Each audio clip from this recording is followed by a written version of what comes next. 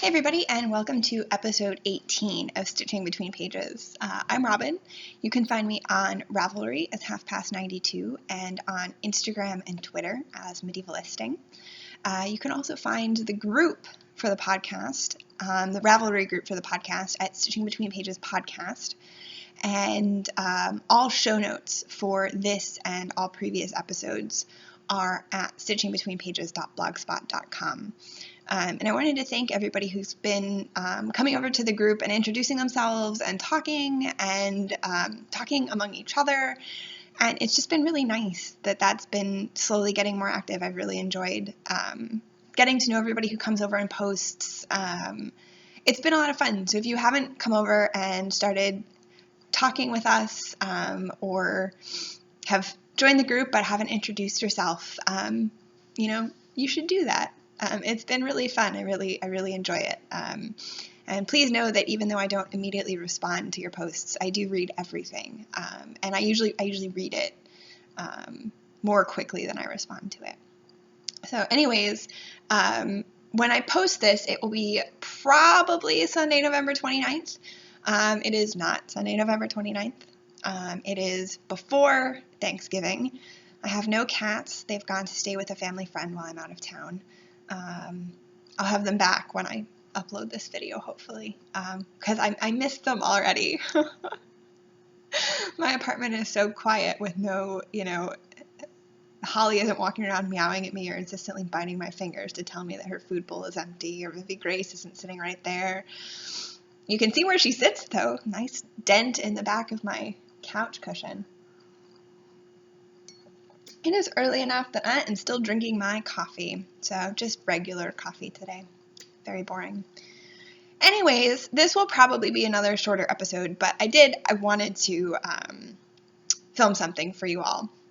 It's been a little more than a week since I filmed my previous episode, and I filmed episode 17 a little bit early, so I've had a little bit more than a week of knitting, and I feel like for the first time, I feel like I've actually done a fair amount, which is pretty amazing. Also, I think I've worn this on the podcast before, and I certainly knit it when I knit it. You've seen it when I was knitting it.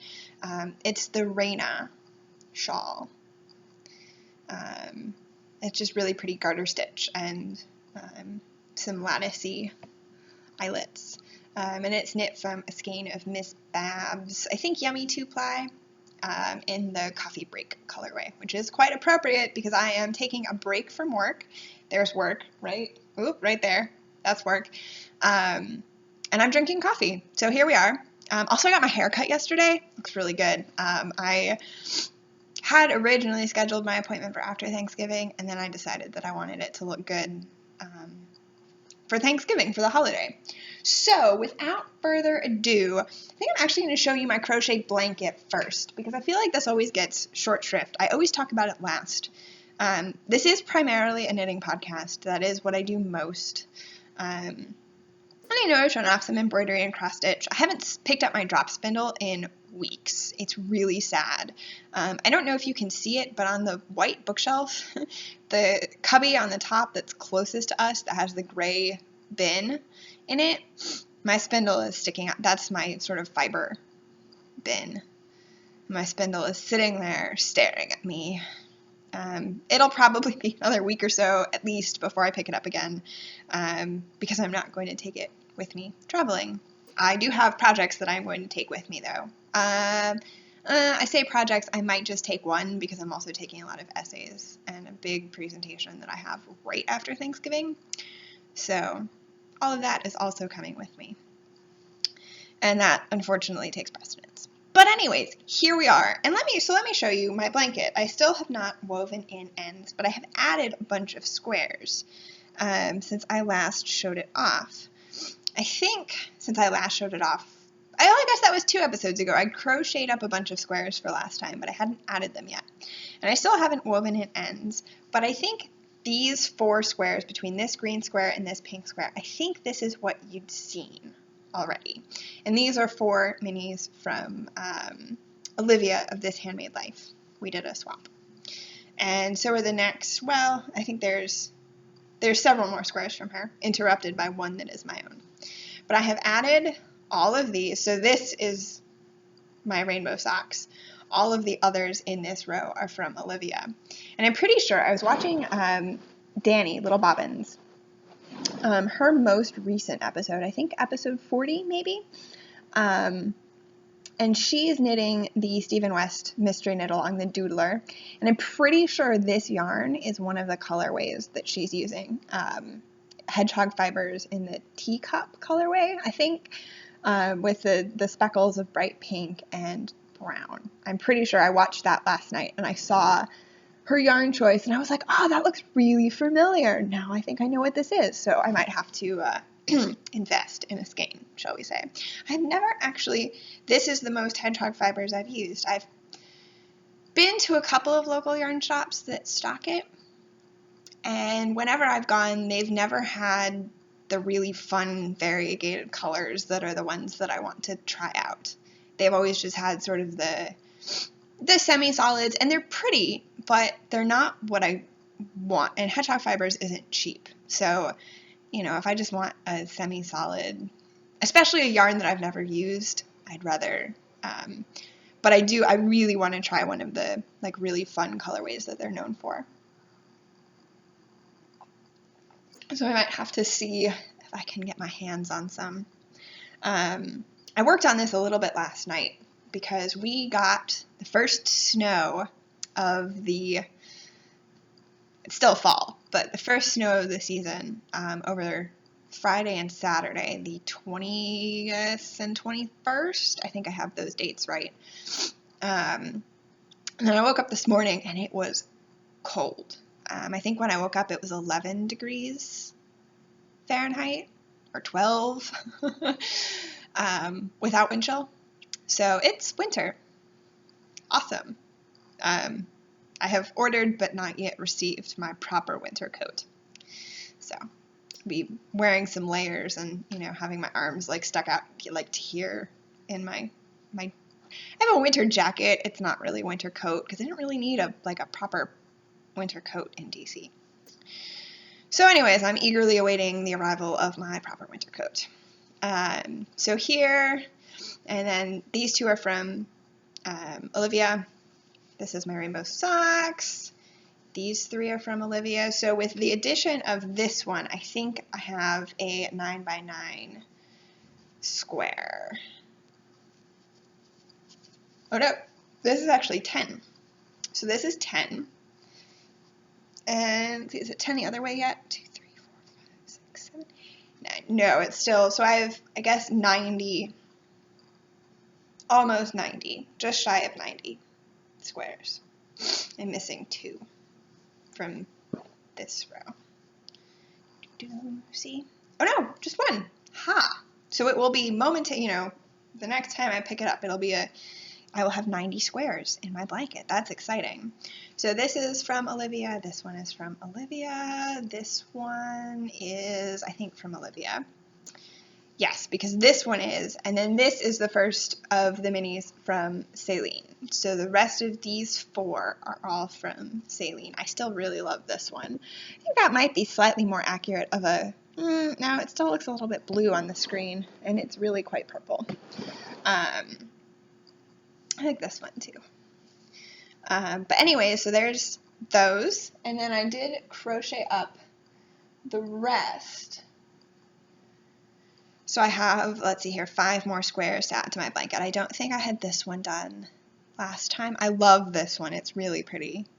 Blues and greens, but with like an occasional hint of like a goldy, browny yellow color. It's really pretty.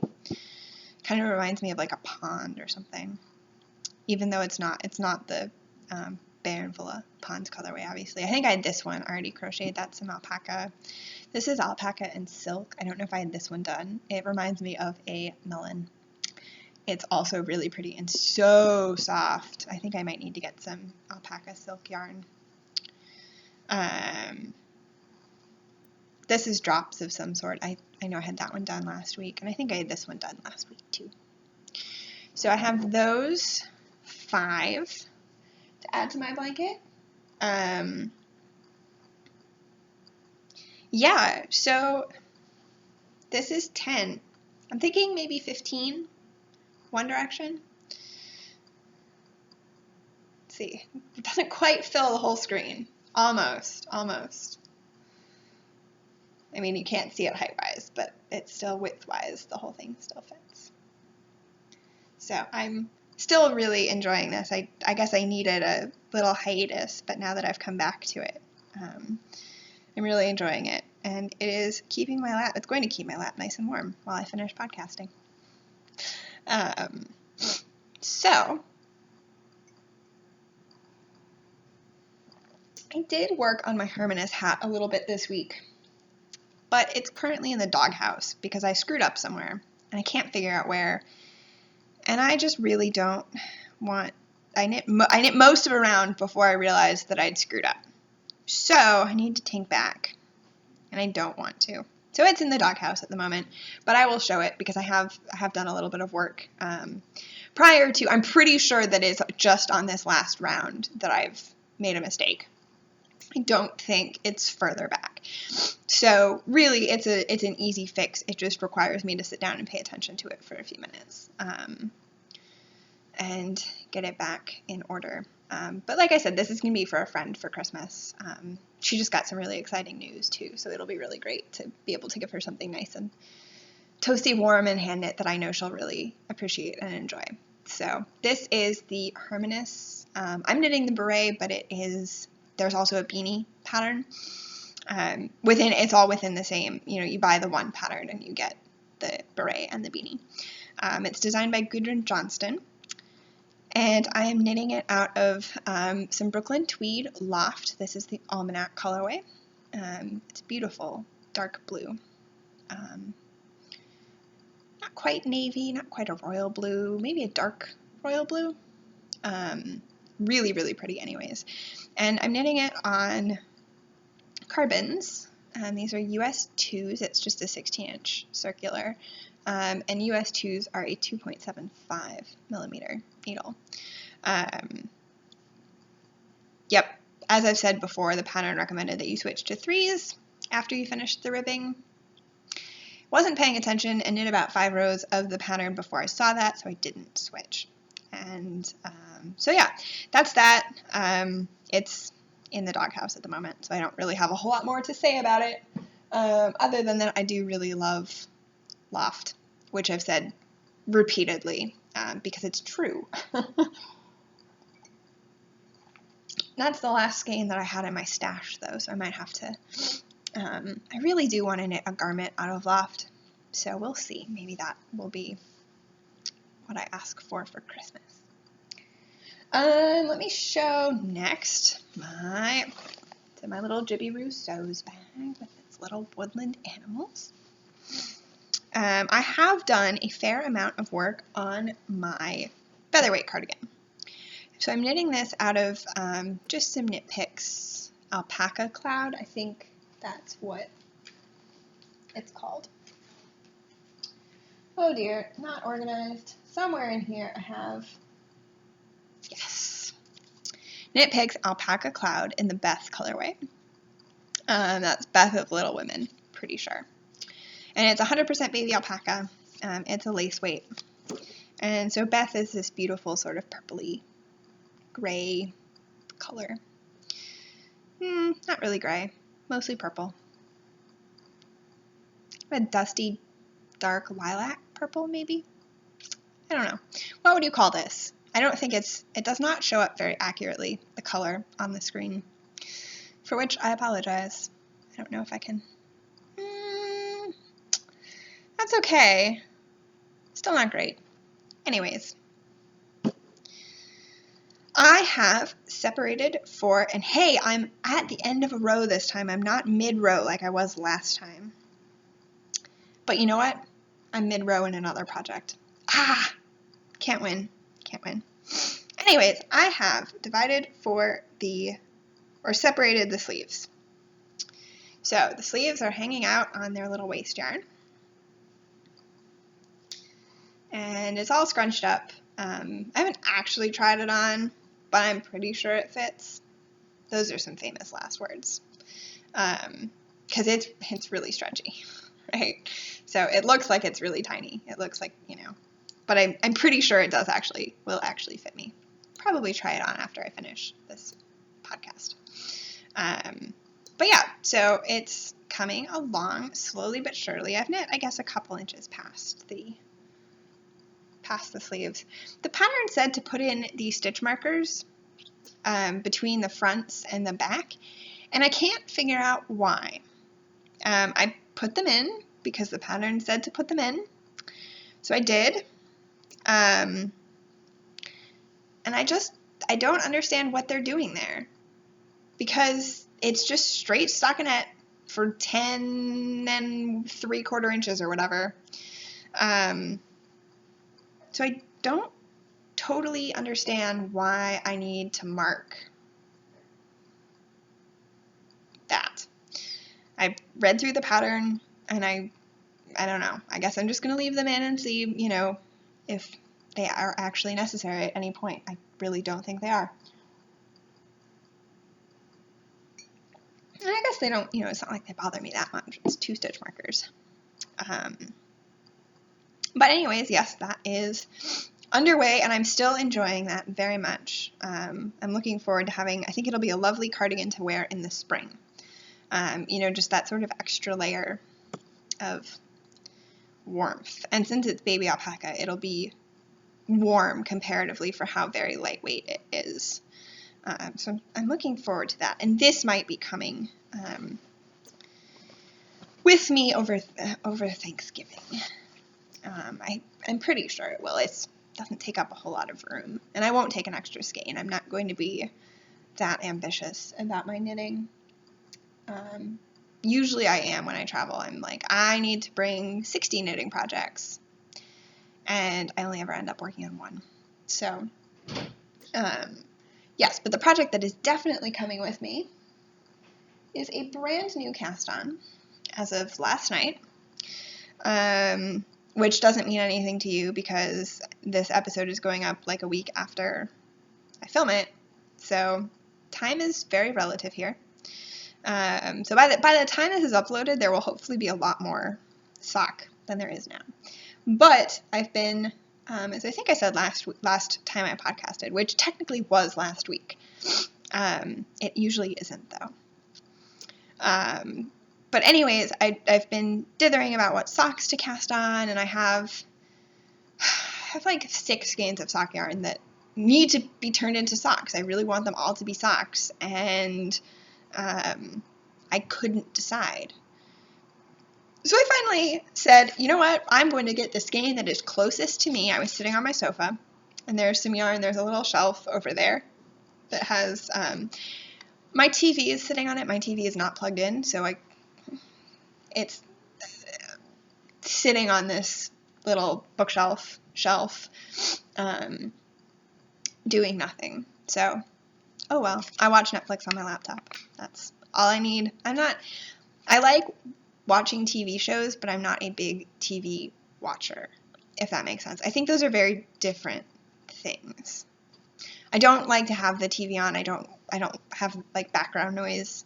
I turn on music. I turn on Spotify if I need, background noise. TV is not my background noise of choice. And I'm not a channel surfer, or, I want to watch my show. And that's all I do. So, and most of the shows that I'm watching are on, Netflix and have been off the air for a while, or all the past seasons are on Netflix or whatever.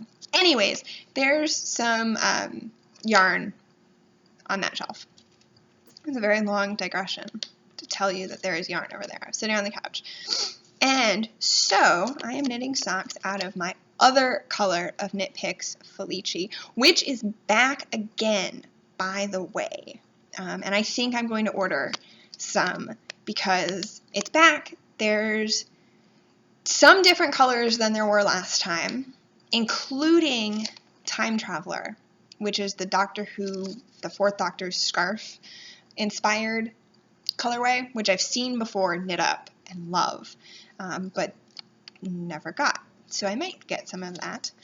And also they have speckled yarn in their Hawthorn. I think that's what it's called. Pretty sure. Anyways, they have speckled yarn that looks really pretty, so I might get a skein of that too. Anyways, so yes, if you missed out on the Knit Picks Felici train last time, it's back, and I'm pretty sure, so this color is called Baker Street, obviously Sherlock Holmes reference, and I'm pretty sure this is one of the colors that is back. So it's 50 gram ball, fingering weight, and it's 75% superwash merino, 25% nylon, so it's good socks. And so this is what it looks like in the little ball. It's some colors of gray, and then 2 blues and a dark brown, or sort of, I guess, taupey grays, and then the 2 blues and the brown. So it's 6 stripes. And I have knit a whopping 3 rounds. Here's the start of my tiny little sock. I am using my Hiya Sharps DPNs, US 1, which is a 2.25 millimeter. It's my standard sock DPNs. And I'm doing a 2x2 rib this time. I decided I did not feel like doing a 1x1 twisted rib when I cast these on at 11 p.m. last night. So doing a 2x2 rib, and then I'm probably just going to knit just plain vanilla socks. Yep. I don't really think there's a whole lot else to say. So these are coming with me because they're perfect. Socks are perfect for, you know, while you're talking to your family. Socks, you don't have to pay attention. You can just keep going in circles. So that's nice, and I think that that is what is going to come with me for Thanksgiving. So I'm trying to think. I feel like I have nothing to say about this. Nope. Okay. The last work in progress that I have is my doodler, my Stephen West Mystery Knit Along. This is the project where I'm mid-row. You know, I thought to myself last night, I was knitting on it because it's still the only thing that I want to knit on, which means that it might have to come with me. Ugh! Decisions. I mean, I'm hopelessly far behind. Clue 3 is out now. And I'm still on Clue 1, so hopelessly far behind. But it's all I want to knit on. So, anyways, I was knitting on it last night, and I thought to myself, Robin, you are going to stop kind of mid-row. It looks like I'm mid-row, but I'm at a turn. And you're going to podcast tomorrow, and you're going to pick it up. You're going to forget that you stopped in the middle of it. And I did, sure enough. Late night me knew what was up. So, as usual, let me show you my yarn real quick, and then I will show you where I am. I'm much closer to the end of Clue 1 than I was last time, as you can tell from the amount of color A that I have left. So this is some of the Wool Barn. It's yarn from the Wool Barn. It's her Maya's Luxury Sock Base in the Butterflies colorway, which is lovely if you can catch one of her updates. I don't know when the next one is. I haven't been on her Etsy shop in a while, but if you can catch one of her updates, her yarn is beautiful. So this is the second time I've used it. And I bought this skein almost immediately after I cast on my Red Robin shawl, which was in the bunting colorway, if you remember that from months ago. But it's just so pretty. My color B is Dreams in Color Chili in the Basalt colorway. Obviously, lots more of this left. It sort of comes in Clue 2. And then color C, which is still not wound, but needs to be wound soon. Maybe I'll do that tonight. This is some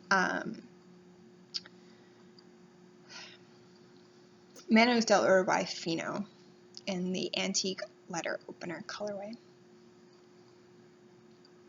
Really pretty. So it's a lot more there you go. You can see this is much lighter. It is a little bit variegated, just very subtly, but it's really pretty. Also really soft. Soft. So let me show you where I am. So if you are avoiding spoilers, I am still on clue 1.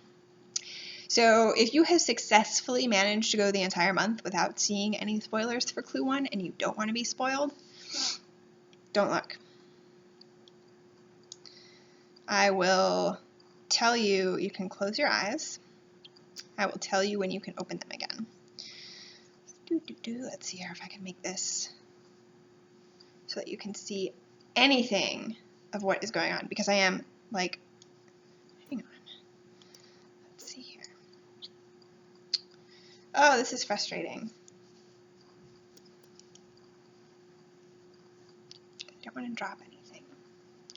Okay, so you can kind of get a sense of what is going on here. There we go. And obviously it's much bigger this way now than it was last time I showed it to you. I am on the final of these wedges. So still absolutely loving this. Like I said, it's basically all I want to knit on. And I'm pretty sure that I will make it to the end with my color A. I'm pretty sure there's enough here. I really hope there is, because I don't know what I will do if there is not. I know some people brought in color B, and I just don't want to do that. So I love my color B, but I just don't want it to get in the way. So anyways, if you went away, I am done showing my doodler. It's really great. If you are, I guess it's not too, it's probably not a mystery if you haven't joined in already. But it's a really great shawl. It's a really fun construction, and I'm eager to see how, I know how Clue 2 works. I haven't actively avoided spoilers. I don't mind. I know some people really do. I really don't. But I haven't really seen Clue C yet, or Clue 3 yet. All I know is that it involves color C. So I'm really excited to see how that shapes up, and then how the final clue goes. Because this is such an odd shape at the moment. And clue 2 does not do a whole lot to change the odd shape. So I think that is it in the way of knitting and crocheting. Like I said, no spinning, unfortunately. That's kind of still on the back burner. I have no finished objects again, because as you recognize, you saw everything that I was working on last time I podcasted.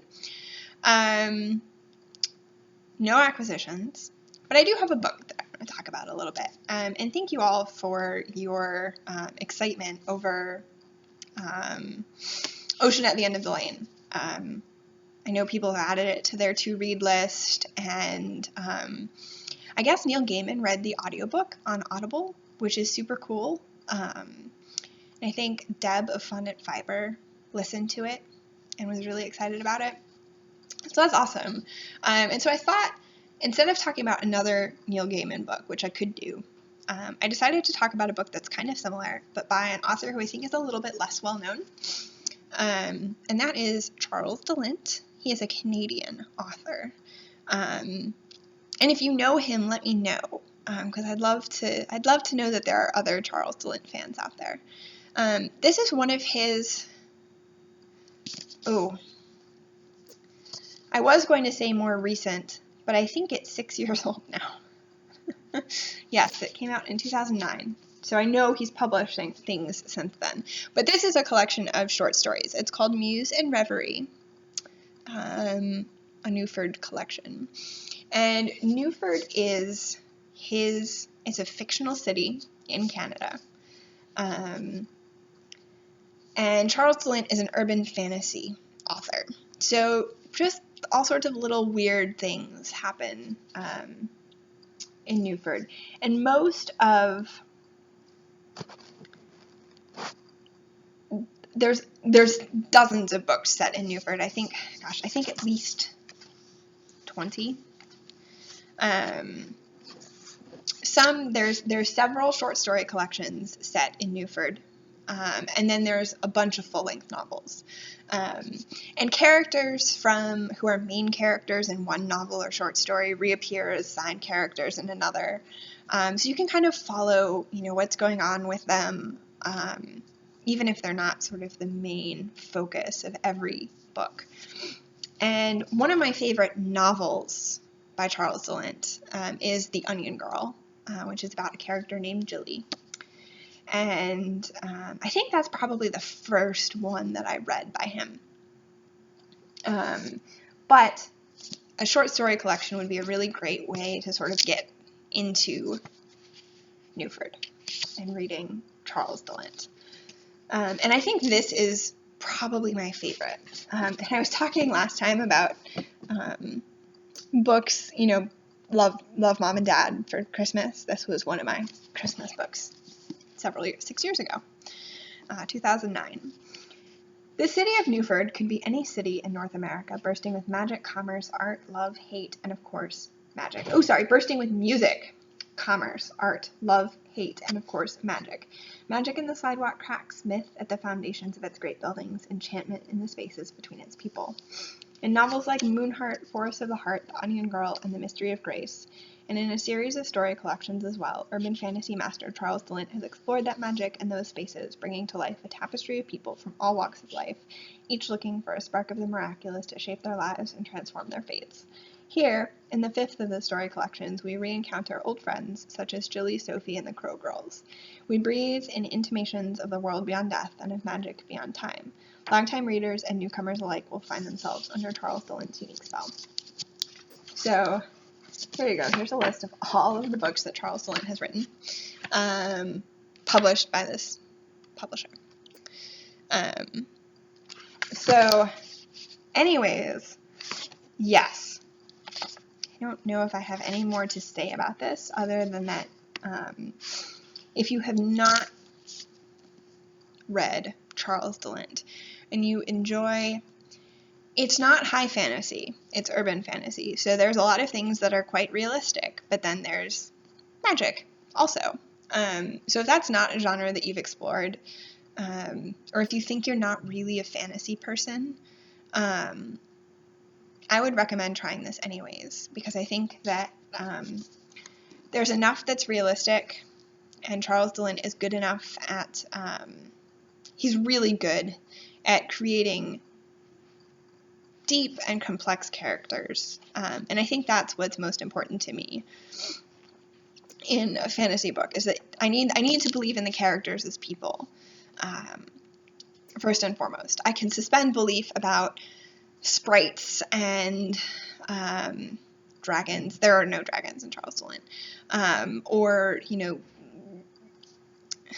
passing between worlds. I can suspend my disbelief about that, but the characters need to be people, and Charles Dillent is really, really good at writing characters who are people. So this is Muse and Reverie, and like I said, I think my favorite novel is, The Onion Girl.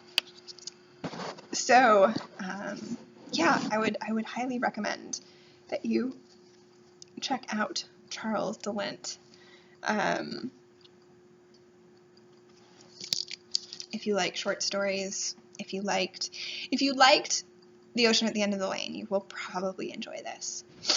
I'm all sniffly here. So, I think that's all I have for this episode, and I have this nice pile of work back here that's waiting for me. But I wanted to film something quick and chat with you guys on schedule as usual. So I hope you've enjoyed this brief episode. For everybody who's in the U.S., I hope you had a really wonderful Thanksgiving with family or friends or whomever you celebrate with. I feel like it always gets overlooked. Thanksgiving, it's a holiday. We go straight from Halloween to Christmas. There's already Christmas decorations in all the stores. Oh, I think the Magnificent Mile Lights Festival started yesterday, before Thanksgiving. It feels like Christmas comes earlier and earlier every year. And I'm not one of those people who protests the commodification of Christmas and blah, blah, blah. But it's too early. We don't need to celebrate for 3 months. It's more special if we wait until December 1st to put up our Christmas decorations, or, at least after Thanksgiving, to put up our Christmas decorations and start singing Christmas carols and, enjoying all the Christmas treats. I don't know. I feel like it loses some of its magic if we celebrate it for 2 months. And I love Thanksgiving. There's all the food, and you get to spend time with your family, and there's no, I don't know, Thanksgiving, Christmas sometimes feels like there's a lot of pressure, Christmas presents, no matter how wonderful it is to give to people, and it is, of course it's wonderful, there's always that little bit of pressure, like to pick out something or to make something that they'll enjoy, to have your house decorated as you want it to be, all of that. But Thanksgiving, you shop for all the food. You make all the food Wednesday and Thursday, and that's it. Then you can watch football or whatever else it is that you do. My grandparents like football, so we always watch football. I don't understand American football at all. It makes no sense to me. I don't really have any desire to learn, so there we are. But yeah, it's such a wonderful, you get to come together with your family, and you're thankful for what you have and for, what's up ahead. And that's it. And that's really, really special. And it always makes me really sad that seems to get short shrift. I love Christmas. Do not get me wrong. Come December 1st, Christmas carols all the time, and my Christmas tree will go up, and, I am all about Christmas. But you can't celebrate it for a month or, 2 months, it seems now. Halloween's over and Christmas decorations are out. So, yes. Anyways, basically, this is all to say, if you're in the United States, I hope you've had a lovely Thanksgiving weekend, and got to spend it with people who you care about. And I hope you got to eat lots of wonderful food, because let's be real, it's all about the food. I'm vegetarian. I don't think I've mentioned that on the podcast before. For almost 10 years now. I just don't really like meat very much. And so I don't eat, obviously, the turkey. Although I did once cook a turkey, a whole turkey, like Thanksgiving style, full turkey. Yeah, that's a funny story, actually. It was when I was abroad,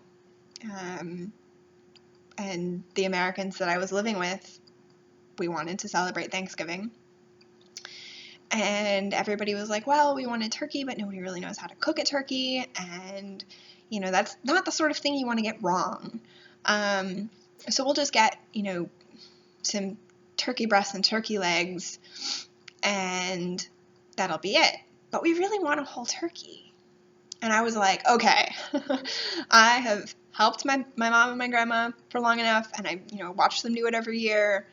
It's not that difficult. So if you want a turkey, I will cook this turkey for you. So I did. I cooked a whole turkey, prepared it, cooked it, baked it in the oven. And apparently it was really good. Not too dry. Obviously not still raw. So yeah, that's a funny story. But I obviously don't eat the turkey, but all of the side dishes that my family makes are vegetarian. My mom always cooks like a separate tray of stuffing for me. The stuffing is delicious. Although I think this year they might be having beef. I think they might be having beef this year. My grandpa and my dad are not. My grandpa? Maybe it's just my grandpa is not a big turkey fan, so we are not having turkey this year. We're having beef or pork or some other ham. It's either beef or ham. Don't know. Don't really care because I'm not going to eat it. But anyways, all of the side dishes, pumpkin pie is delicious. So those are all the sorts of things, you know, once a year.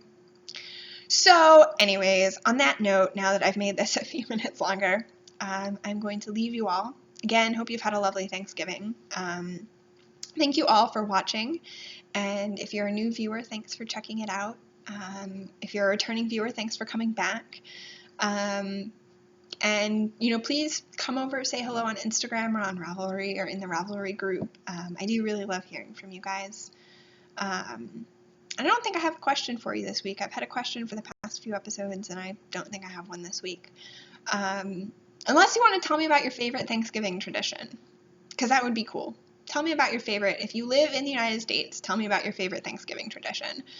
If you live in Canada, you can have a favorite. Canada has Thanksgiving in October, which technically sort of makes more sense, right? Because it's a harvest festival, and the harvest is usually in October. So that makes more sense. But we celebrate in November. So here we are. So if you live in the United States or Canada, tell me about your favorite Thanksgiving tradition. If you do not live in the United States or Canada, tell me, what's a good related question? Because I know there's viewers who are not in the United States or Canada. I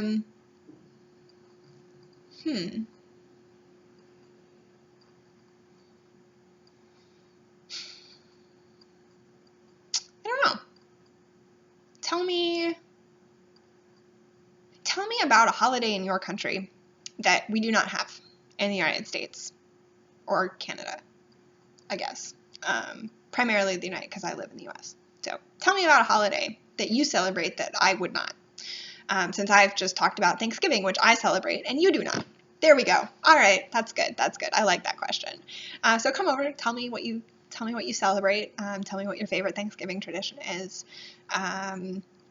And I'll look forward to catching up with you again in a few weeks. It'll be 2 weeks as usual, although it will be longer than that, so maybe I'll have something exciting to show you, like some spinning or a finished object. Whoa, that would be amazing. So anyways, thanks again for watching, and I'll see you soon. Happy Thanksgiving if you celebrate. Bye.